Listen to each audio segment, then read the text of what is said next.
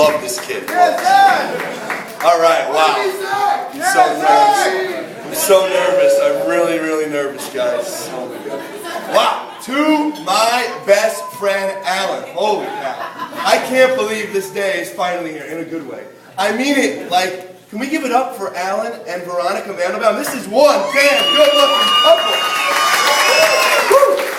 So where do I even begin? I mean, you know, we heard all about all these other people yesterday, but I'm talking 25 years ago, 1986, where Alan and I were both entering the first grade. Let me take us all back. How about 9,000 days ago? Alan and I were the cool kids. So cool that we put on a show every week, inspired by the movie you might know it as The Three Amigos.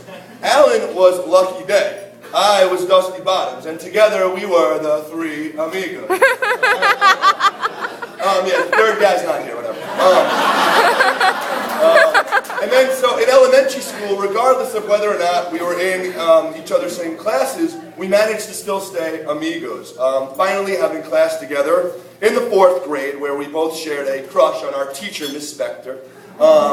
From both being Loraxes in Dr. Seuss's The Lorax and wearing these green dots all over our face. And how about those awesome cap gun fights, Alan, that we had? We were really, really still the cool kids. We really were. We definitely had good cap gun fights. Alan, you know, soon began to show his passion, you know, for music by adding a plethora of music posters to his bedroom. White walls soon became covered with magazine cutouts and band posters. And as we all got a little older, middle school rolled around, and we were on the same teams, 7-2 and 8-2, whatever.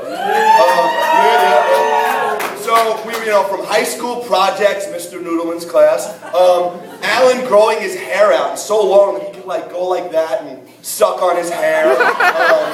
You know, going to our first concert so Alan could headbang at Metallica and Red Hot Chili Peppers. Having arguments of our parents who was going to do the late pickup, thanks a lot, Faye. Playing football down Concord Avenue and getting in trouble for hitting the ball across the street in his neighbor's lawn. And for some reason, they would just come out and yell at us, and you know, we would just scream at the top of our lungs and sing the Star Spangled Banner. I don't know why. Or bike riding to either the flea market and steal some CDs at Cole, Cowboy. 7-Eleven for a slushie and some Slim Jims. All right. Alan's passion for music continued to grow. So what is a teenager to do? Start a band, obviously. So I, of course, with no musical talent, after being told to do a 16 beat in the 4th grade, had no chance. So, but Alan, on the other hand, he could play the guitar, and I think he could sing also, or at least he thought he did. He's good. So I made for a great manager of this truly cutting-edge band, where we used Tupperware as drum sets. But what should the band name be? Alyssa's Window, named after Alan's next-door neighbor, who we all had a crush on. We really didn't have any big hits, but we did record a few classic tracks. Okay. So middle school was where we became friends with everyone over there. Woo! We even were part of a CYO basketball league and probably were the only Jewish bunch that had a team. And if you were wondering what our record might have been, I'd go with like 2-10. Had a good night. Some great games. So our nice Jewish clique just got bigger, minus Kerry. And off to high school we went, as Alan and I remained amigos, minus doing that show every week.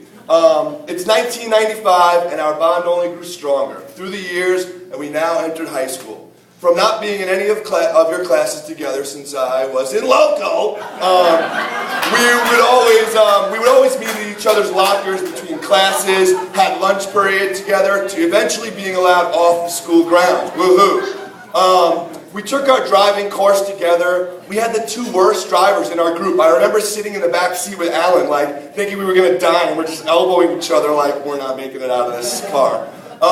To driving in Alan's first car, the good old black painted, tan interior, Mitsubishi Galant, you know, yeah. It was a chick magnet. To discovering the best deli in the world, Lawson Deli. Eating non-stop Colonel Rivals with extra Russian. We would go there every period we had off.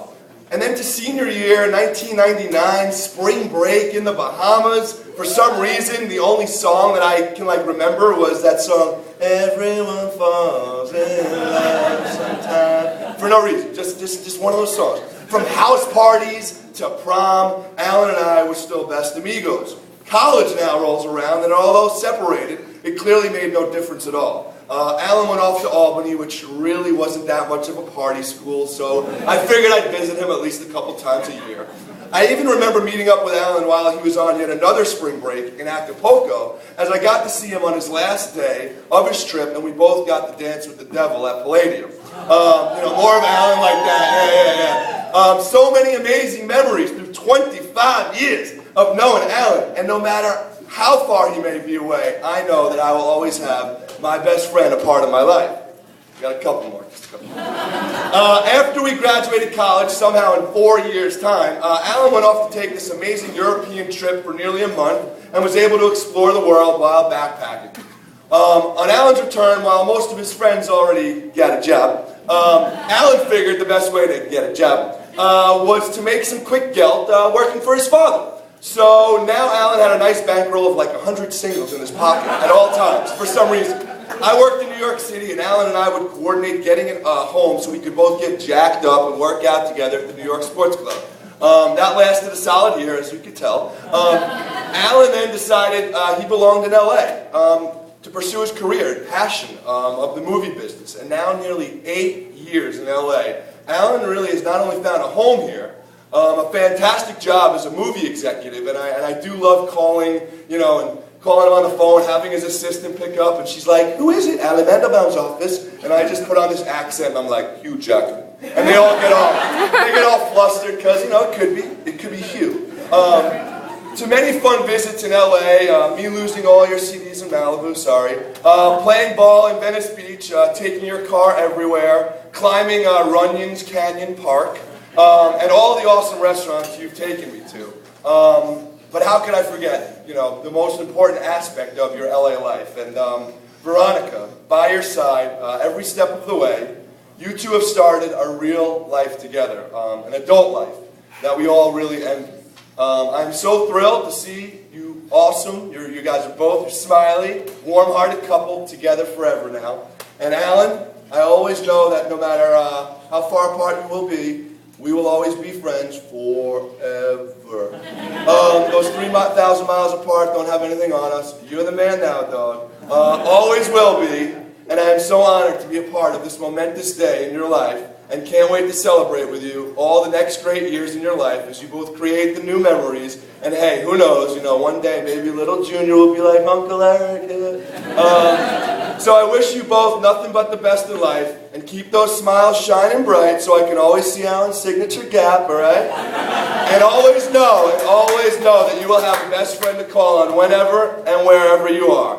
So, everyone, please raise your glasses high in the air as we toast the past, the present, and now the future of Alan and Veronica Mandelbaum. Let's go! Cheers!